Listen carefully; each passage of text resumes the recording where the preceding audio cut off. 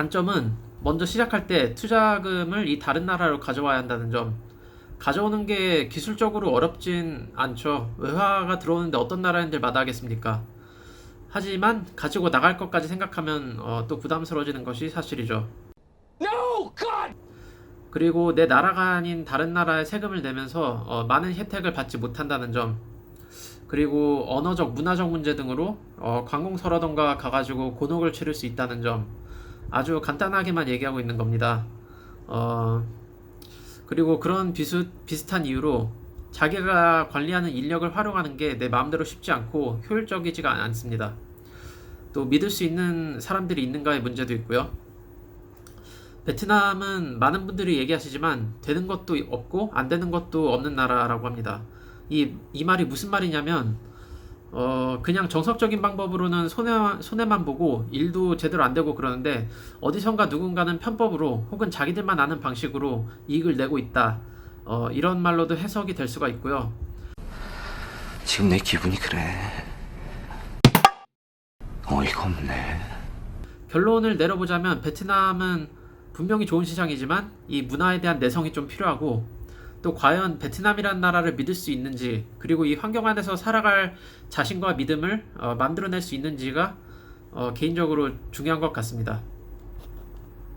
쌀국수 뚝배기. 그에 반해서 이제 단점을 좀 말씀을 드리자면 방금 말씀드린 날씨가 어떻게 보면은 사업하는 사람 입장에서 한 가지 일을 하기에는 좀 많이 쉬울 것 같긴 한데 반대로 말하면은 한 가지 일밖에 할 수도 없는 거거든요. 그러니까 무슨 말이냐면 다양하지가 않다는 거죠. 뭐 옷으로 따지면은 우리나라에서는 여름에 파는 옷, 겨울에 파는 옷, 가을에 파는 옷, 뭐 봄에 파는 옷 해서 이제 전략이 좀 다양하게 나올 수가 있는데 마케팅 전략이. 근데 이쪽은 좀 그런 부분이 좀 많이 다양성이 부족한 단점이 있습니다. 저는 좀 이런 부분이 좀 가장 큰 문제라고 생각을 하는데 두 번째가 이제 자본에 대한 제한이 좀 많습니다. 단적으로 말을 해서 뭐 이쪽에다가 왜 투법인을 만드시는 비용하며 그리고 만드시고 난 다음에 세무감사 나오는 횟수하며 뜯어가는 금액 다른 행정 절차들 다 봤을 때 베트남 사람이 직접 진행하는 거랑 외국인이 여기 와가지고 이제 진행하는 거랑 정말 시간적이나 아니면 비용적으로 차이가 많이 납니다.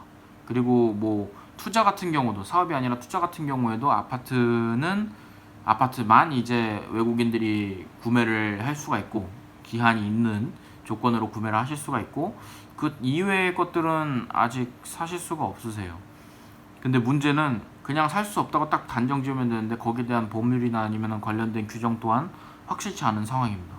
이 새끼한테 입만 벌리면 거짓말이 자동으로 나와. 그래서 어느 정도 리스크가 있다. 네, 진짜 불확실성을 보시고서라도 이제 이쪽에서 뭐 인건비나 아니면 기타 장점들이 더 부각이 돼서 충분한 수익성을 내실 수 있다 싶으시면은 이쪽으로 오셔서 사업하는 게 나으신 거고 그게 아니고 좀 두렵다 하시면은 제가 봤을 때 안정성을 추구하시는 게 더 낫지 않을까 싶습니다. 네. 단점은 먼저 문화가 한국과는 정말 다르다고 생각이 듭니다. 한국과 베트남인이 약간 생각의 차이가 다르기 때문에 일하면서도 대화를 하는데 그런 오해가 많이 발생을 하는 것 같아요.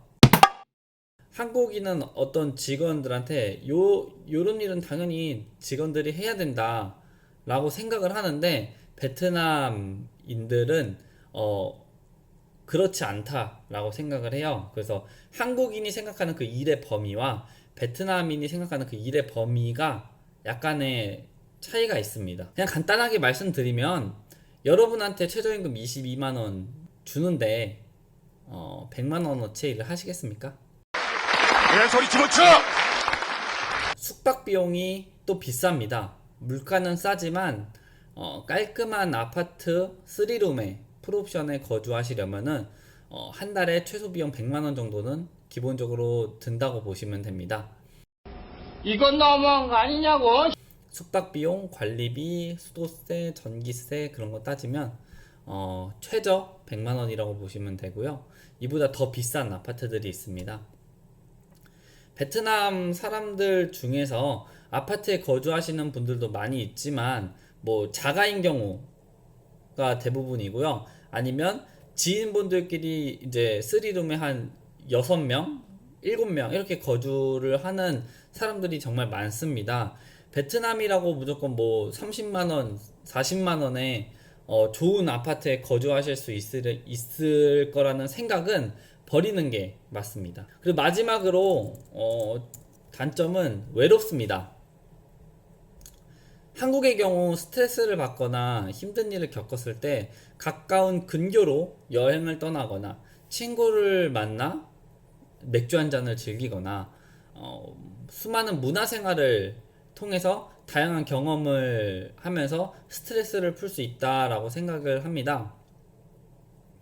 하지만 베트남에서는 대중교통이 만들어지고 있어서 돌아다니기에 좀 불편한 감이 있고, 오토바이가 있으시면은 좀 괜찮지만 좀 위험하죠. 한국과 비교를 했을 때는 그런 스트레스를 풀 수 있는 문화생활이 좀 어렵다라고 생각이 듭니다. 베트남에는 뭐 술이나 클럽, 카페, 뭐 마사지 등 그런 문화시설이 있지만, 예를 들어서 영화를 보거나, 왜냐하면 영화를 보는 거는 베트남 자막이거나 영어 자막인 경우가 있기 때문에 한국 자막이 없기 때문에 그런 부분에 대해서는 좀 어렵고요. 그 다음에 뭐 방탈출, 보드게임 등 좀 한국에서 있는 그런 다양한 그런 문화시설이 여기는 아직 없다라고 저는 느껴집니다. 오늘 영상을 봐주셔서 정말 감사드리고요. 다음에도 또 재밌는 주제, 좋은 주제로 찾아뵙도록 하겠습니다. 까먼!